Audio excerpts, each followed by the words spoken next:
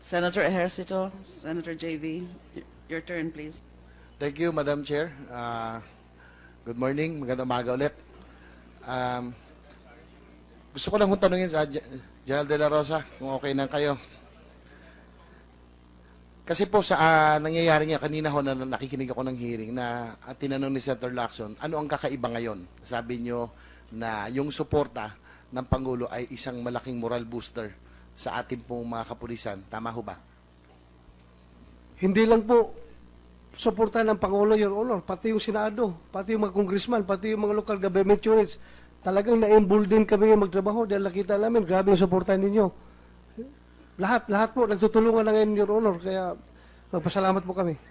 Ang gusto ko lang tanungin kasi para ang lumalabas na ang mga pulis ay kumbaga gusto lang nilang matuwa ang kanilang mga superior, ang kanilang pong siguro hanggang Pangulo, ay tanong ko lang, i-risk ba ng ordinaryong pulis ang kanilang karir, ang kanilang yung mga benepisyo, ang kanilang buhay para lamang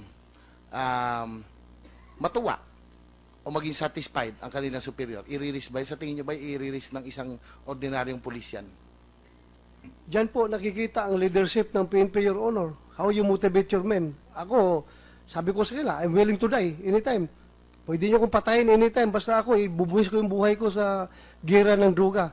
So, nakikita ko po, Your Honor, yung aking mga kapulisan po ay sumunod sa akin. Marami na pong pulis ko namatay, may mga wounded po. Kaya na-encourage po sila, Your Honor. Kaya ako po natanong dahil ako po naging mayor din ng 9 na taon at nakita ko rin ang buhay ng isang pulis. At ang pagkakaalam ko, sa aking pagkakaalam, ay ang mga pulis talagang allergic yan sa kaso. Di ho ba? Na minsan yung simpleng meron hong nanghara sa amin, pinitsarahan ng pulis, nung nakapasok na sa kanilang bakuran, ayaw nang pasukin ng pulis dahil makakasuhan. Ang pulis generally, General Losa, ay tama ho ba na medyo takot kayo sa kaso? Kumbaga, hindi kayo basta-basta gagalaw o susunod o papasok sa isang misyon na kung sa tingin nyo kayo ay nasa alangan at makakasuhan? Yes, Your Honor, dahil kami po ay taga-implementar ng batas, hindi po kami taga-break ng batas, kaya takot kami sa batas, Your Honor. Ang isa lang din pong gusto ko lang kung nakita ko doon sa laban sa kriminalidad at lalong-lalo na sa droga, napakabigat na laban to. Maging kami po, Madam Chair, even during my time as mayor, I don't think the LGUs missed out on this. We all supported the police force. I'm sure that General De La Rosa can attest to this, that without the support of the LGU, with the vehicles, with the radios, with the firearms and other equipment, may hirapan ang ating kapulisan na labanan ang mga sindikato. My point is, Madam Chair, tuwing nagkakaroon ho ng kaso ang isang pulis, ito po nakita ko, kinasuhan ng isang dating kapitan namin na allegedly, rin to, no? Medyo may connection din sa droga. 2 pulis po yon. Nasuspindi po sila, siyempre lumapit po sila, humihingi ng tulong. Kapag nasususpindi po ang pulis, wala ho silang sweldo, lahat ng benepisyo ay tigil. Tama ho ba, General De La Rosa? Yes, Your Honor. At habang habang naglilitis, habang ongoing ang kaso, ang tanong ko lang ho, bakit wala ba ho tayong ang ating pong legal service ba hindi tumutulong o umaalalay sa ating mga kapulisan kapag sila po ay may mga kaso?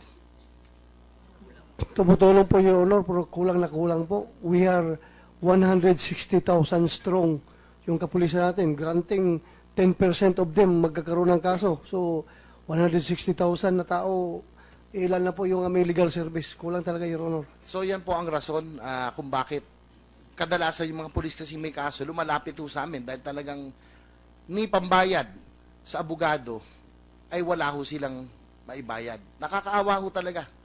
At yan po nakita ko, Madam Chair, in my experience as a mayor, I saw how our honest policemen, because of lack of funds to pay for their own lawyers, most often than not, they will not show up. Madalas, hindi na lang sila nagpapakita sa mga kaso dahil ang kalaban po nila ay, halimbawa, isang drug syndicate, may pera po sila.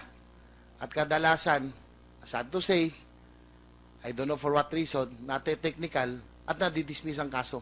General De La Rosa, gusto ko lang sagutin nyo, ito ba ay nangyayari sa ordinary police kapag nagkakaso sila na ang kalaban nila ay may bigat na sindikato, ay bigla na lamang napapadismiss ito. Dahil nga, maraming rason, no? Pwedeng ang pulis hindi na tinalo up dahil nga walang pambayad ng abogado o kaya dahil sa koneksyon ng mga sindikato.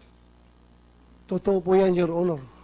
At kung hindi ka po naging LGU executive, chief executive, hindi mo po maramdaman yung problema na yan, Your Honor. Nagpasalamat po kami sa iyo at alam na alam mo yung problema ng ating kapulisan, Your Honor.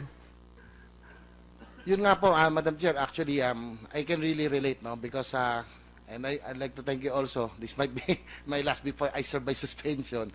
But, gusto ko lang pong linawin, no? Dahil ito po ay very much related. Kasi ako po, kakayanin ko po, we have our lawyers. What I am really sad about is that plight of our honest law enforcers. Nakita ko yan. Pambayad na abogado, wala sila. Habang sila'y suspendido, wala rin silang pambayad, wala silang pangpakain sa kanilang pamilya. Nangyayari ho yan. Di ba, General De La Rosa? Very true po, Your Honor. Nagpasalamat po kami at sinasabi mo. Yun po, ang sa akin lang ho, kapag ginawa ng ating kapulisan na kanilang trabaho, they are risking their lives, they are risking their careers. Ang nakakalungkot lang, mukhang sila pa ngayon, ginawa natin na trabaho, inarmasan natin mga pulis, lumaban ng pulis, ngayon po ay sila pa ang kinakasuhan. I just like to ask, Madam Chair, kung if I may, sa CHR, Chairman Gascon, do you have a data or statistics as to how many extrajudicial killings you are handling right now? Kasalukuyan po sa tala ng media at ng pulis, wala pa po kami sa 15% ng aming mga investigators ang may hawak na mga kasong sinusubaybayan. Ang intention po namin, tulad rin po ng IAS, ay ultimately maimbestigahan lahat. Pero kasalukuyan, nasa 150 cases of the cases that were stated earlier that we have an active investigation on. I'd just like to ask also, among all the, siguro general lang, do you have cases naman that the victims this time are the police officers or the armed forces? Gaano ho karami? If so, how many are there?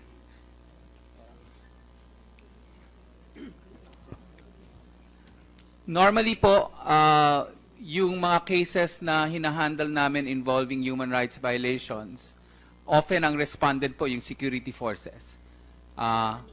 But there is one we have been informed that involves a police officer in Cebu. But the general rule is the cases that come to us involve complaints against security officers. So it's not often that the law enforcers or the security forces or the members of the armed forces are the victims. That, kumbaga, Well, we know, anyone can be a victim of human rights violations because every person has human rights, including the members of the police force. However, we have a higher standard or obligation on the part of the government in terms of being duty bearers. So when the police, for example, are in uniform and perform their duties and obligations under the police operation procedures, they are expected to comply with human rights standards.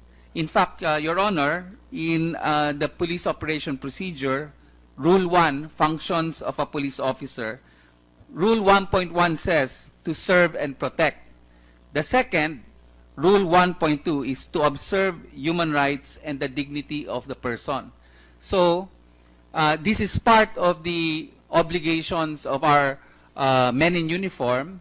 And what happens is from time to time when there are lapses, we receive complaints and we process those complaints in due course. So do you have a data as to how many cases you are handling right now vis-a-vis police and military against vis-a-vis the criminal or other persons?